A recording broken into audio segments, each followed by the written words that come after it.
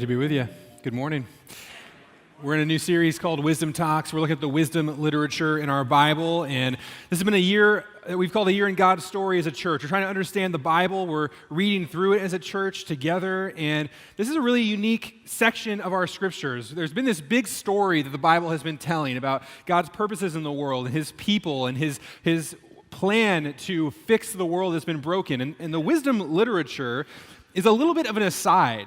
It doesn't really carry the plot of the story further. It's a stopping point, and what the point of the wisdom literature is to make us wise, to make us wise people who can live and flourish in God's world. This is the definition of wisdom that we've been using, and when we think about what the wisdom literature is trying to help us with, wisdom is the skill of applying knowledge to build a flourishing life by aligning yourself with God's character and purposes. This is why wisdom matters, because we all want this.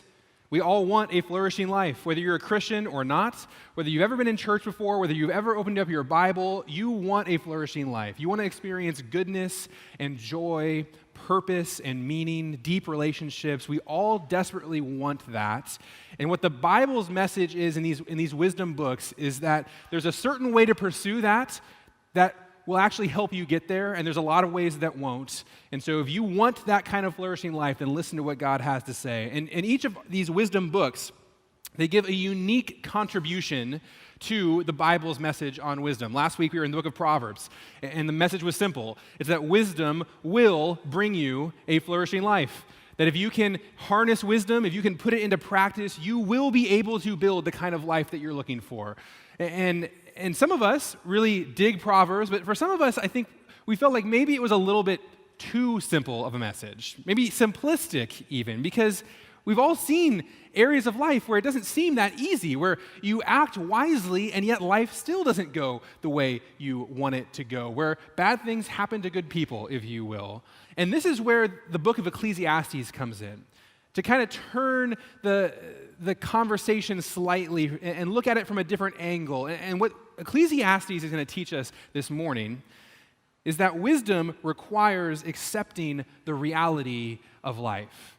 Not the ideal, not the way we want life to be, but the way that it actually is. That if you're going to build a flourishing life here, that you are going to have to be able to stare life right in the eyes and accept it for the reality that it is. And that can be tough. This is a book that's going to be a little challenging to read at times. It's going to be a little bit bizarre.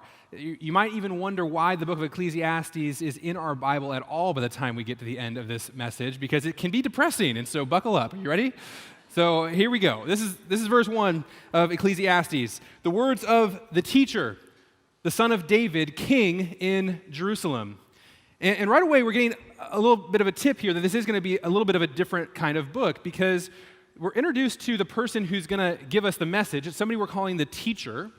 This person is not named. We don't know who the teacher was. He's introduced as a son of David, king in Jerusalem. And traditionally, many Jewish readers of the scriptures and Christians have taken this to be Solomon, David's king son that we read about earlier in our year here, who is known as the wisest king that Israel ever had. And very likely, the wisdom of Ecclesiastes comes from Solomon's tradition, but Solomon's never named. And the reason is that the point is not to place this at a specific time in history. The point of Ecclesiastes is that the teacher has a message for all of us that is timeless, that is universal. It applies in all places at all times. But what's interesting about Ecclesiastes is that there's actually two voices in this book. So we're about to read the words of the teacher, but who's speaking to us in verse 1? Who is introducing us to the teacher? Is this just a third-person introduction? You know, this is the sermon of Wyatt this morning. Welcome. It's not. There's a second voice. The author of Ecclesiastes is saying, okay, I'm about to give you the message of the teacher, and I want you to listen. So you're going to listen to about 12 chapters from the teacher. And then at the end of Ecclesiastes, the author is going to come back, and he's going to help us understand what we do with this depressing message that we just heard from the teacher, because it would be easy to respond to Ecclesiastes in despair, and the author doesn't want us to do that. He wants us to hear this and to sit with it and to take it seriously, and then he's going to show us how to actually put it to use for wisdom in our life, okay? So here we go, the message of the teacher. Absolute futility, says the the teacher. Absolute futility. Everything is futile. Welcome to Ecclesiastes. This is the message, okay? Life is pointless. It's useless. It's meaningless. It's actually very hard to translate this word. This word that in the CSB has futility. It gets used 38 times in this book, and if you have other translations, you probably see some other ways that our English Bibles have tried to get at the concept of this Hebrew word here. Some of our translations will say meaningless, that everything is meaningless. Some will say vanity, which I don't even know what that means. But there's other translations. It's hard to translate this word, and to understand the book, you have to get what's going on here. So we're going to have a little mini Hebrew lesson just for a moment. Stick with me. The Hebrew word here that gets used over and over again in Ecclesiastes, the center point of the message is hevel. Absolute hevel, says the teacher. Absolute hevel. Everything is hevel. And so, of course, the question is, what is hevel? Why is it so hard to translate? And the reason it's hard to translate is because it's an image, it's a metaphor, and it's very complex. It works at different levels all at the same time. Literally, what hevel means is vapor. All of life, the teacher says, is vapor. It's absolute vapor. And to understand why he's using this image and what it means, I think we have to be able to look at it for ourselves. And so we're going to create a little hevel this morning. This is dry ice and boiling water, and this is hevel. So, vapor, all of life is vapor. And just think about what an image like this means. So there's multiple things going on. The first that you might notice is that hevel, it's very fleeting. It disappears right before your very eyes. Like there's a ton of it coming out here, but it's not even making it to the first row. It's turning into just nothingness. It's vanishing before us. And the teacher's using this image to describe our life. It's fleeting. It's here one moment and it's gone the next. The other thing, though, about hevel is that there's kind of an illusion of it. It appears solid, especially when it's most dense. It feels like you would be able to even grab it, but as soon as you reach to get some, it just slips right through your fingers. It looks solid, but it doesn't feel like anything. There's this concept of hevel that what seems like is so easy to grasp, you actually can't. Hevel is also impossible to control. You know, it's spilling out over the edge here. It's going wherever it wants to. If I tried to kind of corral it and keep it on this table, there's no way for me to do it. Life is hevel. It's like that. You can't make it be what you want it to be. And finally, I think there's an aspect of this image, too, that hevel, it clouds your ability to see clearly. I mean, you can imagine if we were in a room of hevel, you wouldn't be able to see anything, even right in front of you. It obscures your clarity. And all of this works together to be this image that is the book of Ecclesiastes, that the teacher wants you to see that life is hevel. And so we said the wisdom of Ecclesiastes, it requires us to look at the reality of life, specifically the reality that we have to look at. We have to accept that life is hevel. Thank you, Jack. So, 3 ways we're going to look at this image. 3 things that the author is going to point out to us. They're going to get more depressing as we go on. Are you ready? So, here is number 1.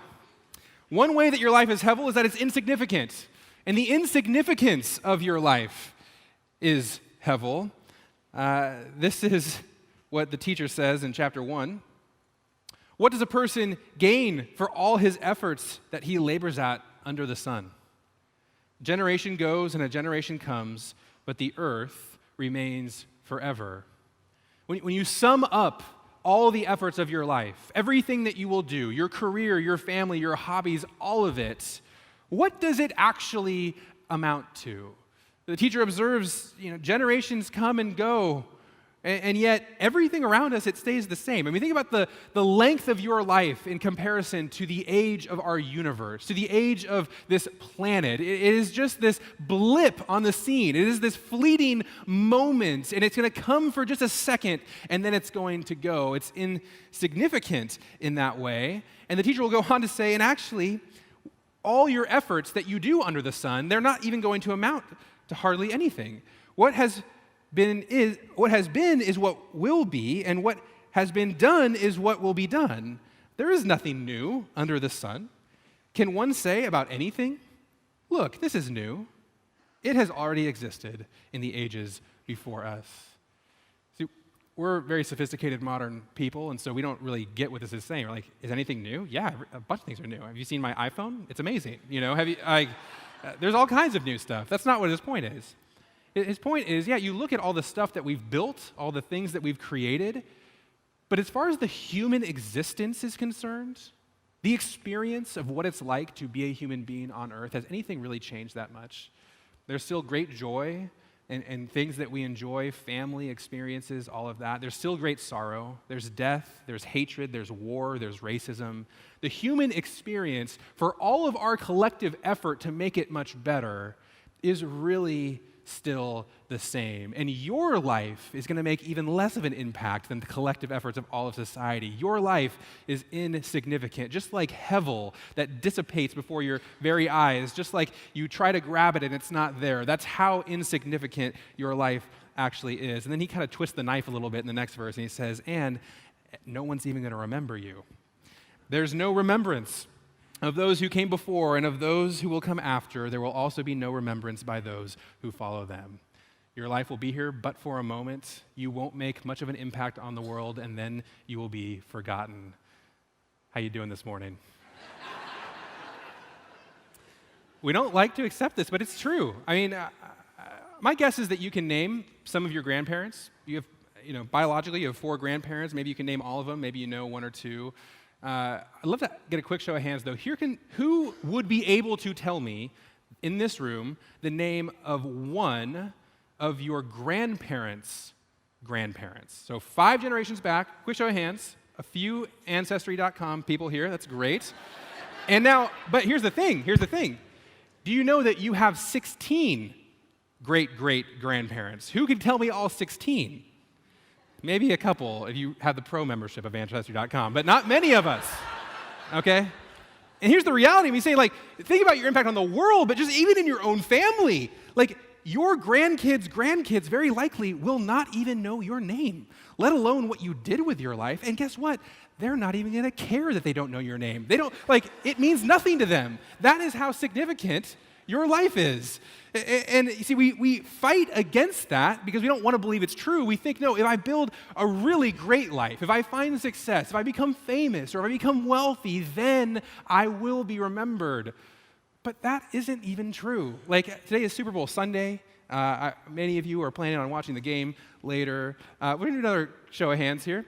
Don't shout it out, who would be able to tell me who won the MVP of last year's Super Bowl? Show of hands, a couple people. He's a local boy, and yet only 3 of us remember. His name is Cooper Kupp. He was the MVP for the Rams last year. I mean, think about what an amazing accomplishment that is. Think about how successful Cooper Kupp is. First, he became a professional athlete. That just doesn't happen. No one becomes professional athletes. He did it in the most famous sport in America. He played for the team that won the whole thing, the Super Bowl. 112 million people tuned in to watch that game. In that game, he played so well that he was nominated as the most valuable player in the most important game, in the most important sport in our nation. And 1 year later, we all forgot. That's life. You are not more successful than him. You will not be remembered. That is what Ecclesiastes is saying, okay? Life is hevel. And it's just going to get worse. Here we go. So, number 2. The second reason the teacher points out that life is hevel is that death is the great equalizer. No matter who you are, we're all going to die. And I remember as a kid, my first pet that I really had. My family had some cats, but the first pet that I really personally had was a hamster. It was a black hamster named Bear. I was very excited about it. I had a cage in my room. It was my job to change out the wood chips and get the food and all that stuff. I got a hamster ball so I could run around the living room, and I loved this little hamster. And Bear lived for 1 month and then got wet tail and died. I know. And I've never loved a pet since. So, true story. So what happened was very sad. I had to bury bear in the backyard. We got a little shoebox, and it was in there, and I had a shovel, and we were standing in my backyard, and I was digging the hole. My parents were there, and I was crying, and eventually I broke down. My dad just had to take over and dig the hole, and we buried it, and we covered it, and bear is there to this day. And what the book of Ecclesiastes is going to point out is that little hamster cost $17.99, and it only lived for a month. And as important as you think you are, one day you're going to die, and you're going to the exact same place. Listen to the words of the teacher. For the fate of the children of Adam and the fate of animals is the same. As one dies, so dies the other. They all have the same breath. People have no advantage over animals, since everything is hevel. All are going to the same place. All come from the dust, and all return to the dust. Who knows if the spirits of the children of Adam go upward and the spirits of animals go downward to the earth? I have seen that there is nothing better for a person to enjoy his activities, because that is his reward. For who can enable him to see what will happen after he dies? I told you, you're going to wonder why this book is in the Bible. Did you catch what he was saying? He's saying, look, I've observed life under the sun, and from this point of view, it sure seems like everybody just goes to the same place. Animal, human, it doesn't matter. We all die. We all get buried. And he's saying, who even knows what happens after that? It might be surprising for you to hear the Bible say this, or to have a pastor on stage at a church saying, who knows what happens after you die?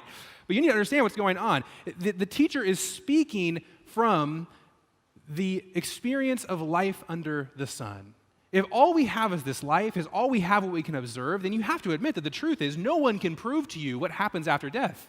You've never seen it. No one you know has ever seen it. And so we have to live in this existence right now of saying, well, we believe, we have faith, and we certainly have more than anybody who was reading Ecclesiastes when it was written has. We have Jesus and the resurrection. We know that there is a future after death. But he's saying, look, from my point of view, all I can see is that everybody goes to the same place.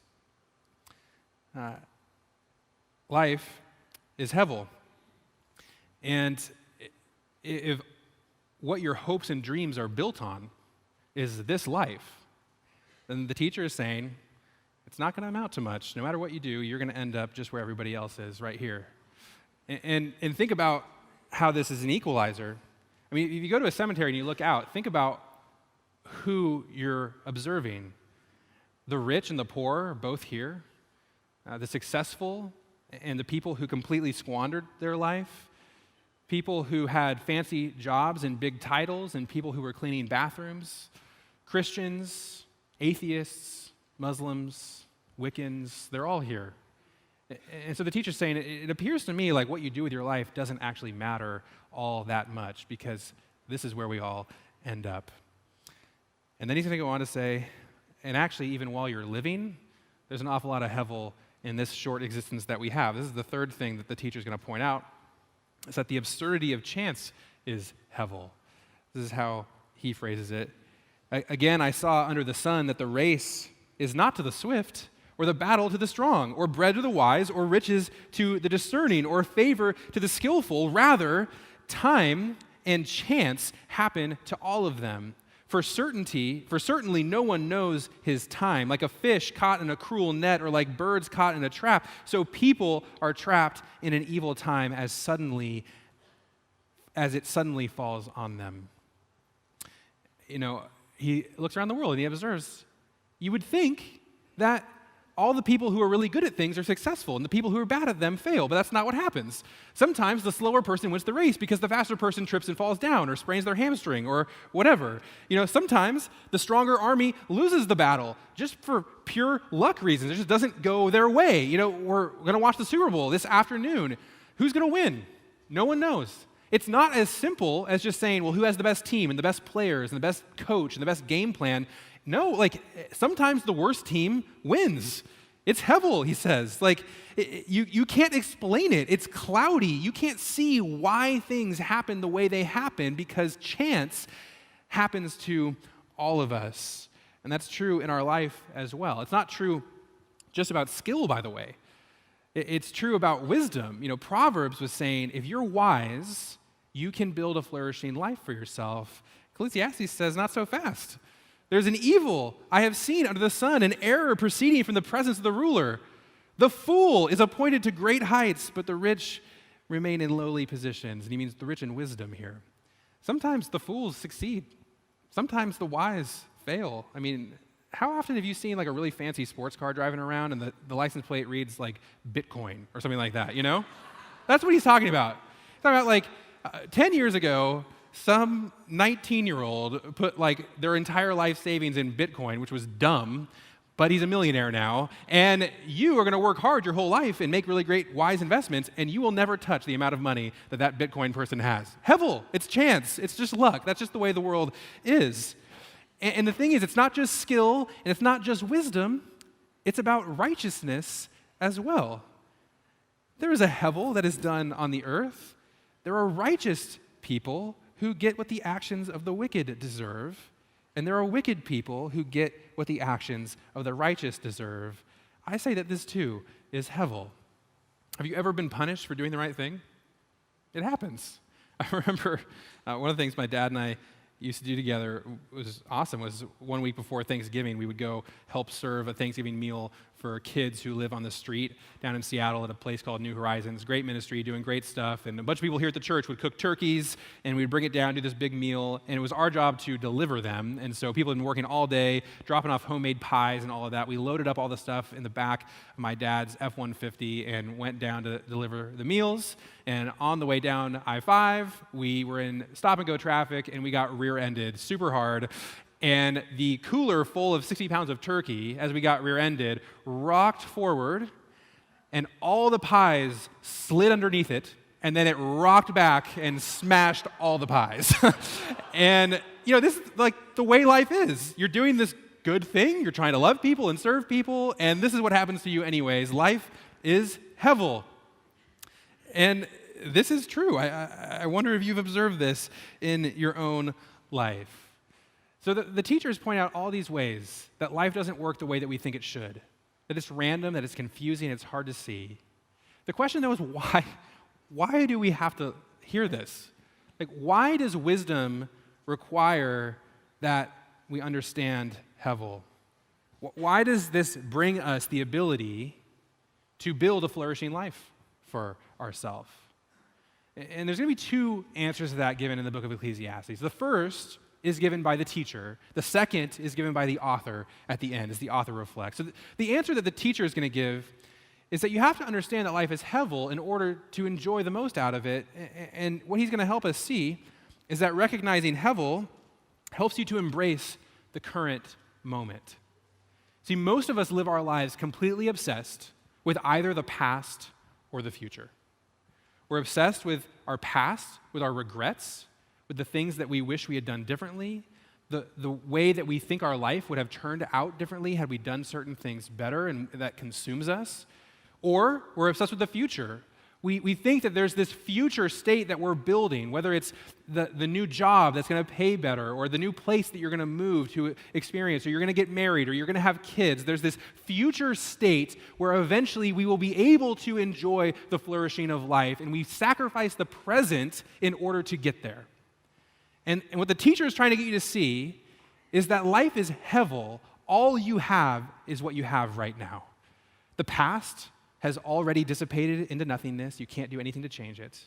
The future you think might be solid and able to grasp onto, but when you try to, you will find that it slips right through your fingers, that you can't build it into anything. It might not ever happen. You don't even know how many days you have left on planet Earth. And so the message of the teacher is enjoy whatever goodness from God you can have right now. Here's what I've seen to be good. It is appropriate to eat, drink, and experience good in all the labor one does under the sun during the few days of his life God has given him, because that is his reward. So the teacher says, enjoy it. Look around your life. See every good thing you can find. Your friends, your family, a good meal with the people you love. Look into the eyes of your kids and hug them, sit on a park bench and watch the sunsets. Like everything you do in life, experience the goodness that God has given you and accept it for what it is, that right now God is giving you a gift. You don't know what tomorrow will bring. You can't do anything to change what happened yesterday, but you can see God's goodness in the here and now. That's the message of the teacher. That might not be enough for you, though. And the author is going to chime in here. And at the end of the book, he speaks back up. And the author is going to try to get us to see this, that recognizing Hevel helps you build your life on what is actually solid. So the teacher, at the end of the book, he comes back in and he says, look, you just heard from the teacher, the author comes back in at the end of the book. And he says, you just heard from the teacher, and the teacher was a really wise dude, and I'm paraphrasing a little bit, and the teacher gave a message that was hard to hear, and it might have hurt you to hear it, but you need to hear it. It's important to hear. And then he's going to kind of give this warning at the end. This is the very last paragraph of Ecclesiastes. This is the author speaking now. But beyond these, my son, be warned. There is no end to the making of many books, and much study wearies the body. You know what he's saying? Like, you could really wear yourself out trying to figure all this stuff out. So don't concern yourself too much with what the teacher had to say. When all has been heard, the conclusion of the matter is this: fear God and keep his commands, because this is for all humanity. For God will bring every act of judgment, including every hidden thing, whether good or evil. It's interesting.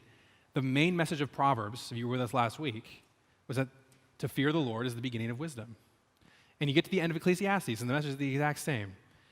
Understanding how hard it is to hold on to life and how difficult it can be to find meaning and how impossible it might be to even build the life that you really want for yourself here.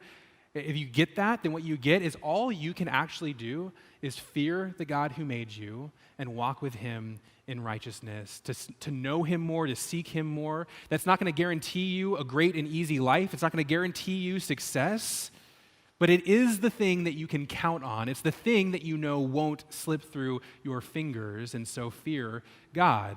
And he says, and then recognize that at the very end, God will make everything right. That's verse 14. He's going to bring everything to light. When you live righteously and it doesn't work out, he's going to honor you in the end for that. Even if it doesn't happen in this life, when all things are seen, God will give you a reward for the life that you live. The fools that you see that are getting away with it, quote unquote, the wicked who never seem to get what they have coming to them, the author says, remember, God is going to take care of all things. And so right here, right now, stop scrambling after the Hevel in life. It will slip through your fingers. You have to build your life on what's solid. This is what Jesus tells us too in the Sermon on the Mount.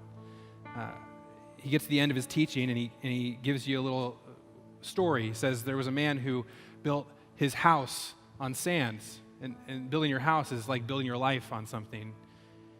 And the house looked good, and it seemed like everything was going fine until the storm came. And when the storm came, the wind blew, and the house came crashing down because it had no foundation. And Jesus says, don't live your life that way. Don't build your life on Hevel. He says, be like the man who built his house on a rock. And when the storm came, and when the winds blew, and when the waves were crashing down on it, the house stayed there strong because its foundation was secure. And this is the invitation of following Jesus.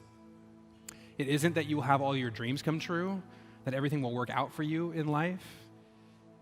It is that no matter what comes, no matter the circumstances you find yourself in, you can count on the fact that Jesus is alive and real and at work in your life, that because of the cross, you've been adopted into the family of God, you've been given a hope and a future, that one day he will come back and he will make all things new. This is the hope of following Jesus. And we need this message because we live in a time and a place where Hevel is everywhere.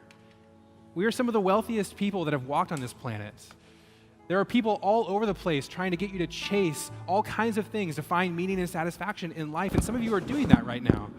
You are thinking that your career is what's going to bring you satisfaction. You're thinking that your money, your 401k, you're thinking that a spouse or having kids or whatever it is, like that something in this life is going to finally make you whole. And the hard message of Ecclesiastes is it is all Hevel. You cannot count on it. You cannot make your life what you want it to be with just the things that you find under the sun here. So the invitation is to build your life on what's solid, to follow Jesus, to pursue him no matter what comes, and to recognize that everything else is Hevel.